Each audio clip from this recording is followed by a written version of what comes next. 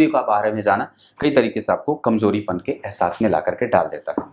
अब आपको मैं आपके तुला लग्न की कुंडली के लिए अगर बहुत सारे ग्रह लग्न में बैठ रहे हों तो निश्चित रूप से आपको उसमें ये देखना होगा कि लग्नेश कहाँ बैठे हैं। तुला लग्न की अगर कुंडली बनती हो तो आपको दूसरे नंबर पे सबसे पहले ये चेक कर लेना चाहिए कि भाग्य भाव के अधिपति का संबंध लग्न से या पंचम से बन रहा है क्या। जैसे अगर आप देखें तुला लग्न की कुंडली अगर बनती हो और नवम भाव के अधिपति बुध और पंचम भाव के अधिपति शनि, क्योंकि पंचम भाव के अधिपति मैं इसलिए कह रहा हूं क्योंकि पंचम भाव में ही उनकी मूल त्रिकोण राशि बनी है और अगर शनि का संबंध कहीं से भी बुध के साथ बन जाएगा तो आपको कम से कम आपके भाग्य का बल मिलने के साथ साथ दोनों ही तरीके से आपके जीवन के आने वाली जो दशाएं होती हैं वो बहुत ही मजबूत होकर के उभरती हैं और आपको इंटेलेक्चुअल लेवल पे भी बहुत ही प्रबुद्ध और कम से कम आपको भाग्य का लाभ दिलवा देती है।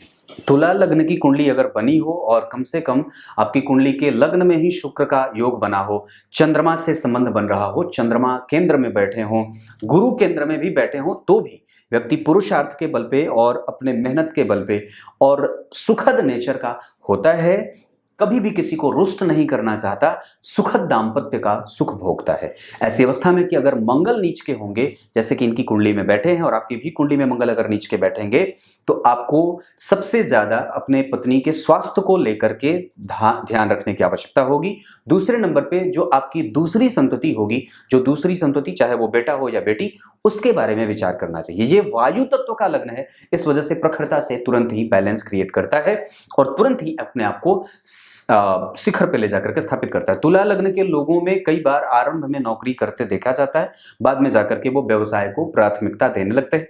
तुला लग्न की जातिकाएं या जातक सुडौल होते हैं, बेहतर होते हैं और बहुत ही कंसंट्रेशन के साथ अपना काम करते हैं।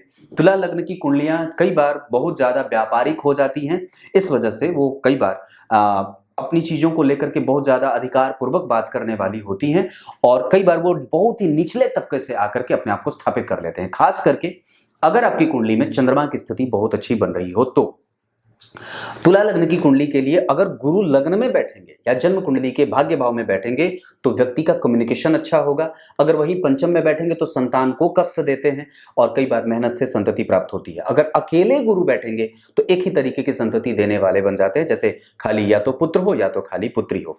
अगर बुध का प्रभाव जन्म कुंडली में 12वें भाव में जाएगा तो भाग्य का बल कमजोर होगा और ऐसी अवस्था में तुला लग्न के जातकों को चाहिए कि वो अपने जन्म स्थान से दूर जाकर के डिग्री जितना ज्यादा हो सके उच्च शिक्षा का अक्वायर करें, बाहर विदेश जाएं और विदेशी कंपनी के साथ जुड़ करके काम करने का अवसर तलाश करने की आवश्यकता होती है। तुला लग्न की कुंडली अगर आपकी बनती हो और निस्संदेह अगर चंद्रमा कमजोर हो रहे हो तो आपको सबसे ज्यादा बैलेंस बनाने पे विचार करना चाहिए और दूसरे नंबर पे अपने कर्म को लेकर के हमेशा ही फ्लक्चुएशन वाली स्थिति न बने, इसका ध्यान विशेषतया रखने की आवश्यकता है। अगर तुला लग्न की कुंडली बनती हो और कम से कम आपकी कुंडली में शनि बहुत अच्छी स्थिति में न बनते हो तो मैं समझता हूं कि बजरंगबली की पूजा हमेशा ही करते रहना चाहिए। उनको धूप दीप अक्षत पुष्प आदि से उनको पूजित करिए, लाल पुष्प की माला उन्हें अर्पित करिए। गो सेवा तो सबसे प्रधान कर्म होता है, वो कर सकते हैं। ब्राह्मणों का सत्कार, ब्राह्मणों का आदर और बजरंगबली के मंदिर का दर्शन। इसके अतिरिक्त अगर हो सके राहु की दशा चल रही हो और शनि की दशा आदि चल रही हो तो चतुर्थी का व्रत भी आप उठा सकते हैं। ऐसी स्थितियां बनती हैं। अगर तुला लग्न की कुंडली बन रही हो तो निसंदेह मैं ये बात कह सकता हूं कि व्यक्ति को सबसे ज्यादा अपने प्रोग्रेस को सबसे पहले प्रायोरिटी में आगे रखना चाहिए।